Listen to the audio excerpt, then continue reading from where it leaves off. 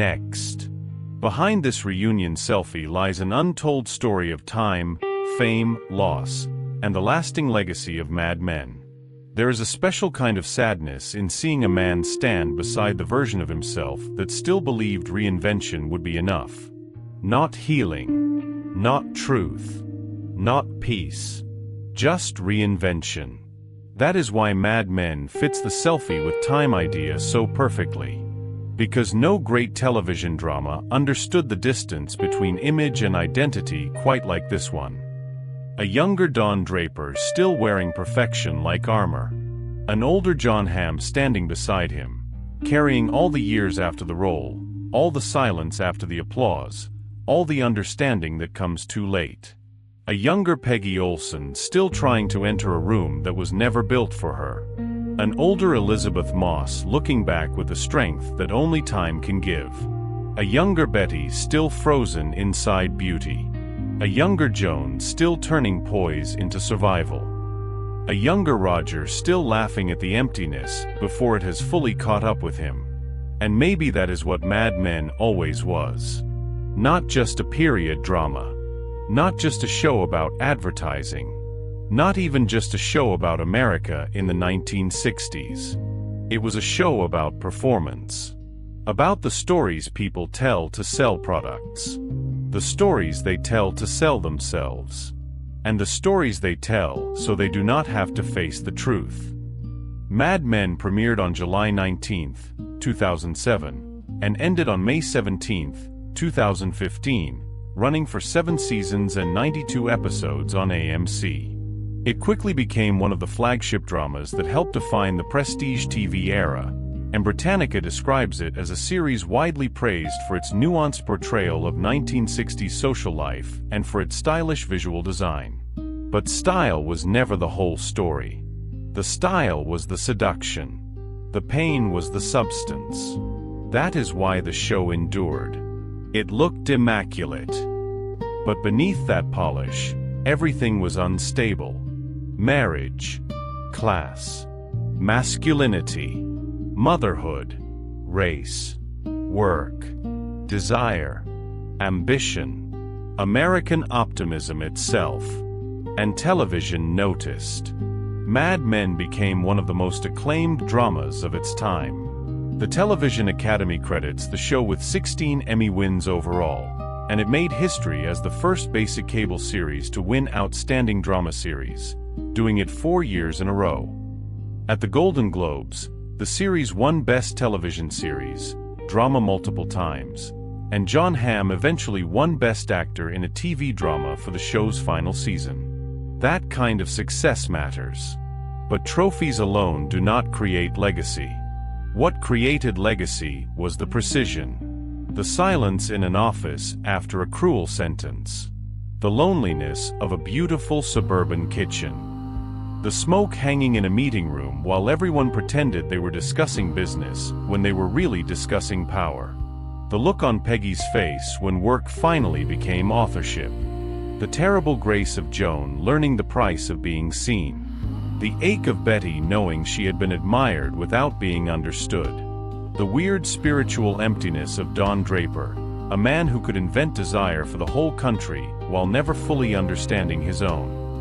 That is why the reunion image concept works so well here. Because in Mad Men, the younger self is never simply youth. The younger self is branding. The younger self is posture. The younger self is the polished version standing before the cost becomes visible. And the older self? The older self is the witness. The witness to success. The witness to regret. The witness to what a role meant, what a performance preserved, and what time stripped away. So what happened to the cast? Who is still acting? Who moved away from the center of attention? And who has passed on? The broad answer is this. Unlike some legendary ensemble shows, the core Mad Men cast did not simply vanish after the finale. Many of the major players remained active, though at different levels of visibility.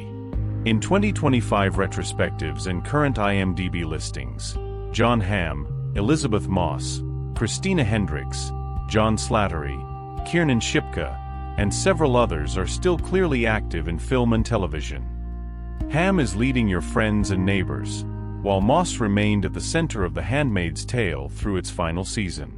Jon Hamm's career after Mad Men became the kind of post-breakout career actors hope for: major films, prestige TV, comedy, drama, and eventually another lead series. Elizabeth Moss did something equally impressive in a different direction, turning Peggy Olson into only one chapter of a much larger creative identity as actor, producer, and director.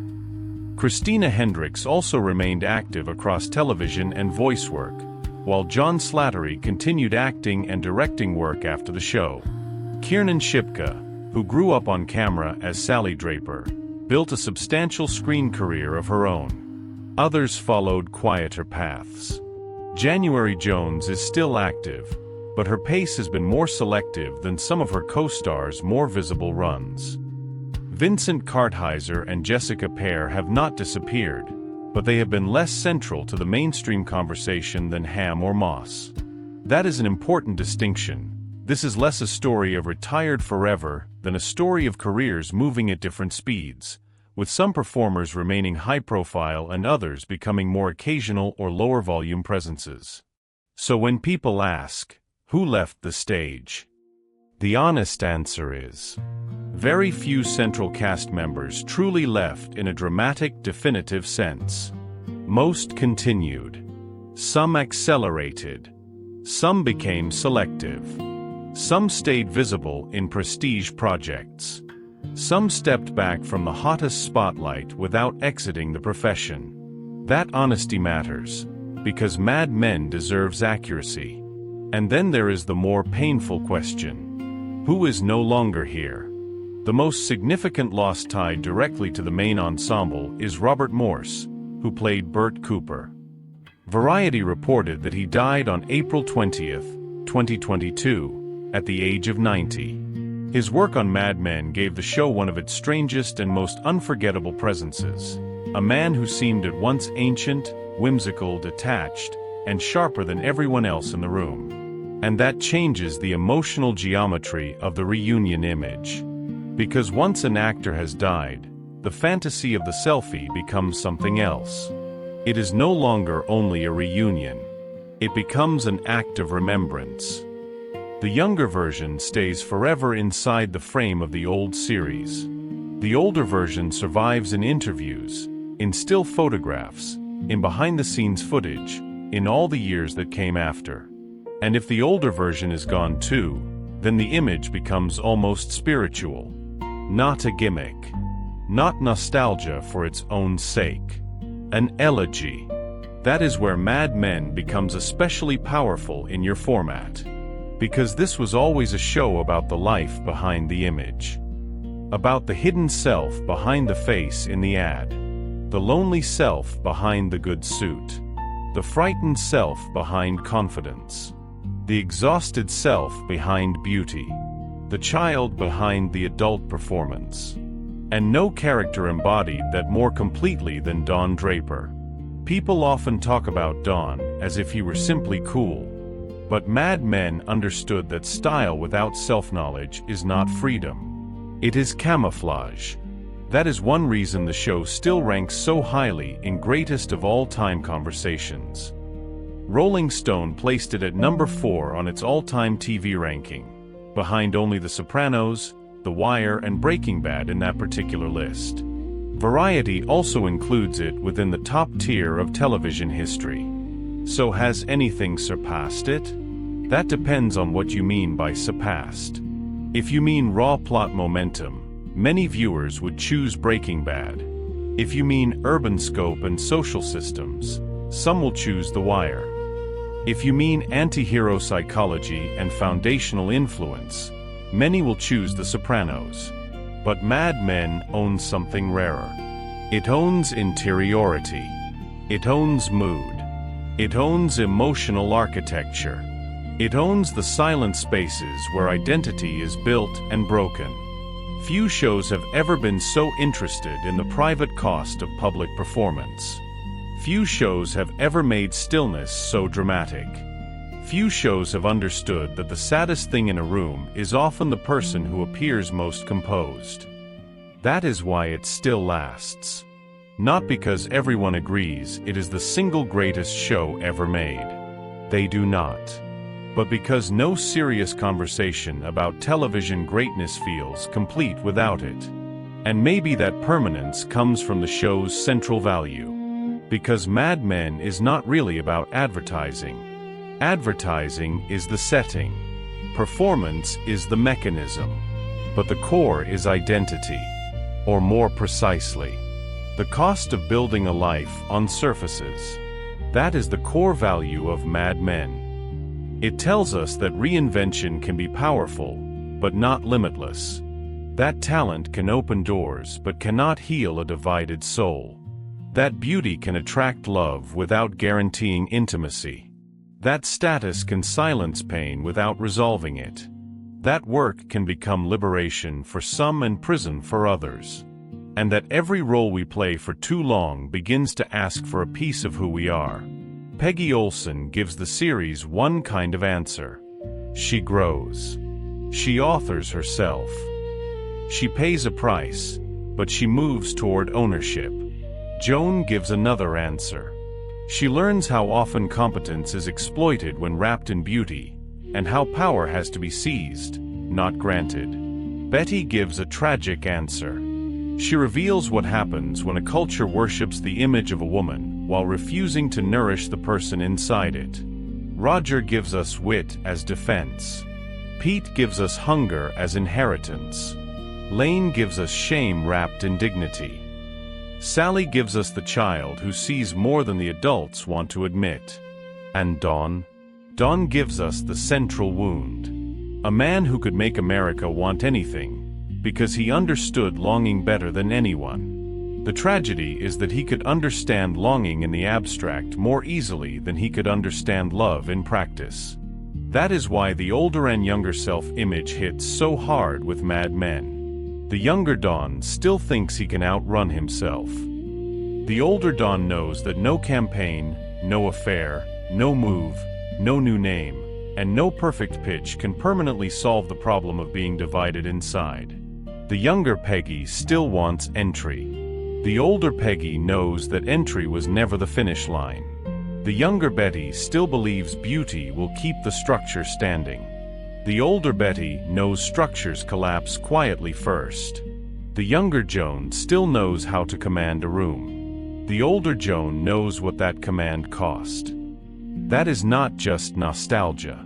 That is time exposing the invoice. And this is why Mad Men remains one of the few series that can feel both intimate and monumental at the same time. It is not trying to save the world. It is trying to show what the world does to people who must perform inside it. And in that sense, the selfie with time concept is almost perfect. Because every character in Mad Men is already living beside another self. The self they present. And the self they bury. The self the office knows. And the self that shows up in the dark. The self in the ad. And the self outside the frame. That is why the show still speaks to people now. Because we live in an age of curated identities. Polished profiles. Selective truth. Branding as personality. Mad Men may be set in the 1960s, but its emotional technology feels modern. It knew that the image can become a prison. It knew that performance can become loneliness. It knew that the more successful the mask becomes, the harder it is to remove. And yet the show was never cynical in a shallow way. It believed in growth. Not for everyone. Not cleanly. Not cheaply. But it believed people could sometimes become more honest than the era that made them. That is why the final memory of Mad Men is not just stylish sadness. It is recognition. Recognition that people are made of the stories they inherit, the roles they perform, and the truths they finally choose to face. So when your video places the younger and older versions of the cast into one frame, Mad Men becomes more than a cast reunion. It becomes the show's deepest argument made visible. That time reveals the distance between image and self. That adulthood is, in part, the slow collapse of performance. And that whatever survives that collapse, grace, honesty, regret, wisdom, tenderness, that is the real person. That may be the final achievement of Mad Men. Not just awards. Not just critical acclaim. Not just its place on all-time lists. But the fact that years later, it still feels like a mirror. A stylish mirror. A devastating mirror. A beautiful mirror. One that asks, very quietly, who were you performing for? And what did it cost to keep the performance alive? That is why Mad Men endures. Because long after the pitch meeting ends, long after the cigarettes are put out, long after the office lights go dark, the question remains. And time keeps answering it. When you look at Mad Men today, which character feels the most changed by time? Don, Peggy, Betty, Joan, Roger, or someone else? If one Mad Men character could take a selfie with their younger self, which reunion would be the most emotional for you, and why? Do you think any TV series has truly surpassed Mad Men in emotional depth and character writing, or does it still belong near the top of television history?